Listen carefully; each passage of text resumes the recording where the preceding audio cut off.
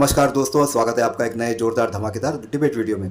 तो दोस्तों, मुस्लिम तुष्टीकरण की राजनीति के चलते ममता बनर्जी ने 77% आरक्षण में से 55% ओबीसी आरक्षण मुस्लिमों को दे रखा था। तो दोस्तों, पश्चिम बंगाल हाईकोर्ट का ये फैसला आता है कि इस आरक्षण को रद्द कर दिया जाता है। तो दोस्तों, इस पर ममता बनर्जी बिलबिला जाती है और अपने एक चुनावी सभा को संबोधित करते हुए ममता बनर्जी ये कहती है कि हम बीजेपी का आदेश नहीं मानेंगे, हम बीजेपी का ये फरमान नहीं मानेंगे, हम मुस्लिम तुष्टीकरण हम ये मुस्लिमों का आरक्षण रद्द नहीं करेंगे, क्योंकि ये बार बार मुस्लिम तुष्टीकरण करती है तो मेरे मुँह से मुस्लिम तुष्टीकरण नहीं निकलता है इनके लिए जब भी मैं ममता बनर्जी का नाम लेता हूँ। तो दोस्तों, क्षमा चाहता हूँ। तो दोस्तों, डिबेट में आप देखो कि जो ये आरजेडी की प्रवक्ता आई है कंचना यादव जी, आजकल ये बहुत छाई हुई है और बहुत ही चिल्लम चोट और प्रोपोगेंडा के लिए बहुत ही फेमस होती जा रही है। तो इस डिबेट में भी ये यही कर रही है। तो लेकिन रूबिका लेखक जी के सामने क्या इनकी भी साथ रूबिका लेखक जी इनको अच्छे तर्कों के साथ ढो देती है। तो दोस्तों, डिबेट पूरा देखिए, आपको आनंद अवश्य आएगा। तो चलिए शुरू करते हैं डिबेट वीडियो। Let's start. बहुत दिन हो गए हैं, मजा नहीं आ रहा है। अभी मजा आएगा ना भिड़ो। पिक्चर चालू करो बे। कंचना जी चले जाएंगे कहाँ? अब लोकतंत्र की हत्या नहीं हो रही है? ममता बनर्जी के इस बयान पर लोकतंत्र की हत्या हुई कि नहीं हुई? अच्छा हुआ मेरे साथ आप हैं और मेरे साथ दिलीप सर भी हैं। मैं दिलीप सर से पूछना चाहूंगी, सर आपने तो बहुत लिखा था कि जो ये नीली गिरी पूरी दिलीप जी से पूछ लीजिएगा, मैं अलग से सेशन आपके लिए क्वेश्चन आंसर का बना दूंगी। पहले मेरे सवाल का जवाब दीजिए ना। ममता बनर्जी के सवाल पर क्यों भाग रही हैं आप? रूबिका जी, कंचना जी, आप डियर फ्रेंड, मुझे आप बहुत पसंद है, लेकिन इस सवाल से मैं आज आपको भागने नहीं दूंगी। आप मुझे इस सवाल का जवाब दीजिए। ममता बनर्जी ने जब कहा हाई कोर्ट का ऑर्डर नहीं मान रही हूँ मैं, ये लोकतंत्र की हत्या है कि नहीं है? लालू जी ने तो हमेशा हाई कोर्ट का ऑर्डर कादर किया ना। अगर आप दोनों को जवाब सुनने की क्षमता हो तो मैं जवाब दूं, अगर क्षमता नहीं हो तो कोई फायदा नहीं है मेरे जवाब देने का। क्षमता है तो सुन लीजिए कि इलेक्टोरल बॉन्ड पर भी जजमेंट आया था और प्रधानमंत्री नरेंद्र मोदी घूम कर इंटरव्यू दे रहे हैं और क्या कह रहे हैं कि इलेक्टोरल बॉन्ड अच्छा था। आप क्लैप करिए, मैं भी आपके लिए यहाँ से सीएम ने ये नहीं कहा कि ऑर्डर नहीं मानेंगे। सीएम ने ये नहीं कहा कि ऑर्डर नहीं मानेंगे। एक मुझे बयान बता दीजिए कि किसी सीएम ने ये कहा है कि नहीं मानूंगा हाई कोर्ट का ऑर्डर। एक ऑर्डर बता दीजिए, एक इंस्टेंस बता दीजिए, एक इंस्टेंस बता दीजिए। कंचना यादव, ये रूबिका लियाकत आपको चैलेंज कर रही है। एक इंस्टेंस बता दीजिए जब ये कहा हो किसी मुख्यमंत्री ने संवैधानिक पद पर बैठे हुए कि नहीं मानती मैं हाई कोर्ट का ऑर्डर। बताइए मुझे किसने कहा, किसने बताइए? क्षमता रखिए जवाब देने का। आपको किसी के बताइए किसने कहा कि नहीं मानता मैं हाई कोर्ट का ऑर्डर? आप ही बोल लीजिए, 40 मिनट आप ही बोल लीजिए। चलिए हमारा भी समय आप ही ले लीजिए और दिलीप जब आप मुझे डिरेल करेंगी तो मैं बोलूंगी। हुआ है उनको भी दे दीजिए, लेकिन सवाल का जवाब दीजिए आप मुझे। देना पड़ेगा। गुजरात में जब मुख्यमंत्री थे नरेंद्र मोदी, उन्होंने क्यों दिया 80 जातियों को, मुस्लिम जातियों को ओबीसी में बेनिफिट? ये आपसे भी ये सवाल, ये दिलीप मंडल जी से भी ये सवाल, और आपसे भी ये दोनों से सवाल है कि अलग से ग्रुप बना के बॉक्स बना के देना मुसलमानों को। जेडीएस ने जो प्रॉमिस किया, दिलीप सर आपको बुरा तो नहीं लगा होगा? उसने बोला कि हम 4% मुस्लिमों का आरक्षण देंगे। साउथ में जाए भाई साहब, नरेंद्र मोदी जी को सरकार बनानी होगी तो किसी भी स्तर तक कॉम्प्रोमाइज कर सकते हैं। बहुत चालाकी से आपको यहाँ मैं क्लियर कर दूं, संविधान ने ये इजाजत दे रखी है कि जो जाति पिछड़ी है उसे अगर जरूरत है आरक्षण की तो उसे शामिल किया जा सकता है ओबीसी में। मुसलमान ओबीसी में है, बहुत सी ऐसी जातियां हैं। एक second Kanchana ji, with all due respect आप मेरी बात सुन लीजिए, मुझे इस बात से दिक्कत नहीं है।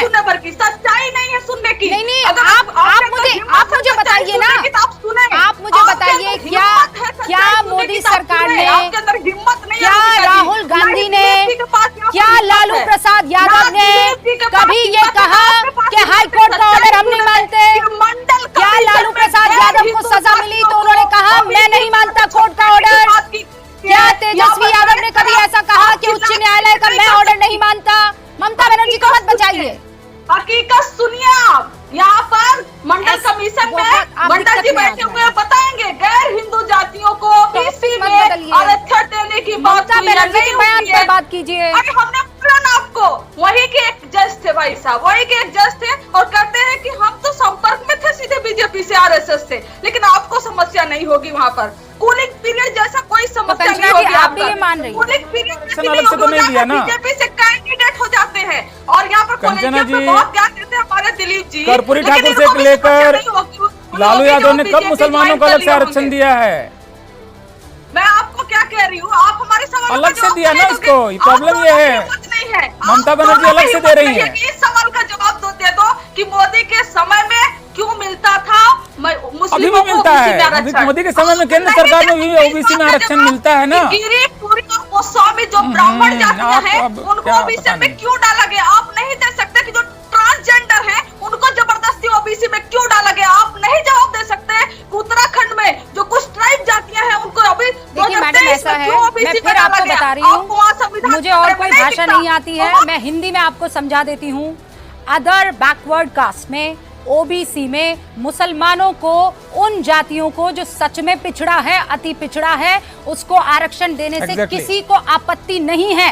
ये हिंदी में मैंने आपको समझा दिया और शुद्ध हिंदी में समझा दिया है। मैं इस पर डिबेट नहीं कर, आपको समझा दिया और शुद्ध हिंदी में समझा दिया है। मैं इस पर डिबेट नहीं कर रही हूँ कि ओबीसी में मुस्लिम जातियों को आरक्षण मिलना चाहिए कि नहीं मिलना चाहिए। इधर उधर की बातें मत कीजिए। मैं हाई कोर्ट की टिप्पणी और उस पर ममता बनर्जी की दादागिरी पर डिबेट कर रही हूँ। Do not try to derail my debate, as simple as that madam. मैं आपसे ये नहीं कह रही हूँ कि किसी को दिक्कत है, मैं ये कह रही हूँ कि उसका आधार क्या है बताइए, और उस आधार को अगर हाई कोर्ट नकार रहा है तो ममता बनर्जी किस हैसियत से कह रही है कि नहीं मानूंगी?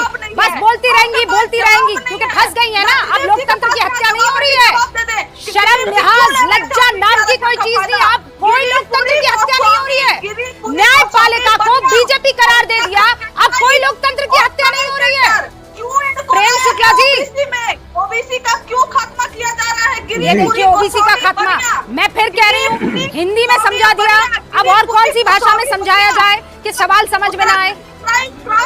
प्रेम शुक्ला जी, ओबीसी में मुसलमानों को आरक्षण मिलना चाहिए उनके शैक्षणिक आधार पर, उनके कमाई के आधार पर, उनके गरीबी के आधार पर। ये मेरा डिबेट है ही नहीं।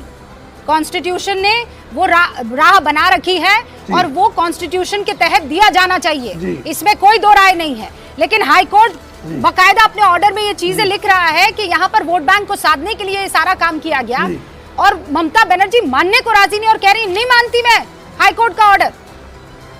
अभी आपने ये कह दिया होता ना, आपके किसी राज्य के सीएम ने कह दिया होता तो फिर देखते आप जी, तो सारा संविधान खतरे में आ जाता जी।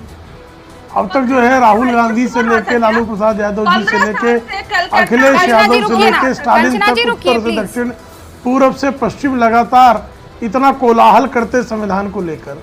भाई मैं लालू प्रसाद यादव जी से बहुत मामलों में असहमत हूँ, लेकिन श्रीमान लालू प्रसाद यादव को इस देश के ट्रायल कोर्ट ने पनिशमेंट दिया चारा चोरी के मामले में, तो उन्होंने उसको स्वीकार किया ना, वो जेल गए ना।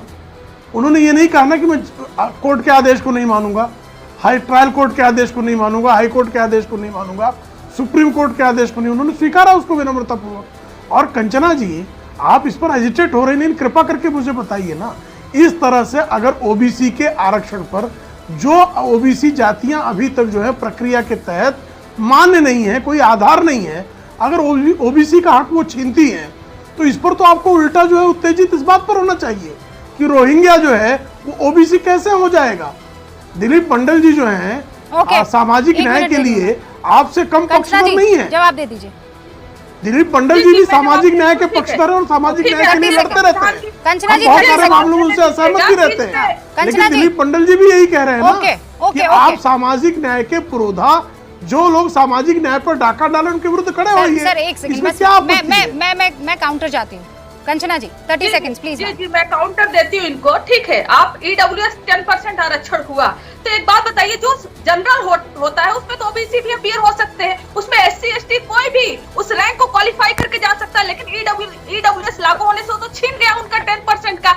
आप उसको गैर संवैधानिक तो नहीं मानते हैं, लेकिन मैं आपसे पूछ रही हूँ बार बार सर, ये बताइए, जब ट्रांसजेंडर को, जब उत्तराखंड के कई ट्राइब्स को, जब नीरीपुरी गोस्वामी बनिया इन जातियों को उठाकर जब ओबीसी में डाल दिया गया, खुद प्राइम मिनिस्टर नरेंद्र मोदी जी की जाति को उठाकर ओबीसी में डाल दिया गया, वो जन्मजात ओबीसी नहीं थे, आपको कोई संविधान खतरे में नहीं दिखा। लेकिन अच्छा हम आपसे ही पूछ रहे हैं, कोर्ट में जाइए ना, किसने रोका है? लेकिन जब आप कोर्ट के जजेस को, कोर्ट को इस तरीके से आप लोग खुले आम चैलेंज करते, टिप्पणियां करते और फिर कहते लोकतंत्र खतरे में है, मुझे इस बात से आपत्ति है। और हेलो मिस्टर सिंह रॉय, आप सुनते जाइएगा, ये एक जज थे बहरुल इस्लाम, 1956 में कांग्रेस पार्टी इन्होंने ज्वाइन की, 1962 में राज्यसभा भेजे गए, 1968 में राज्यसभा भेजे गए एंड इंटरेस्टिंगली इन्होंने क्या किया, रिजाइन कर लिया और फिर क्या किया, ही वाज देन अपॉइंटेड जज of the Assam and Nagaland high court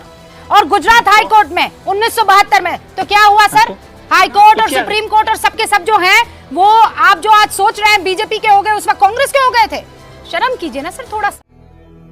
जिस राह पे तुम चल रहे हो बेटा, एक दिन बुरी तरह फंसोगे।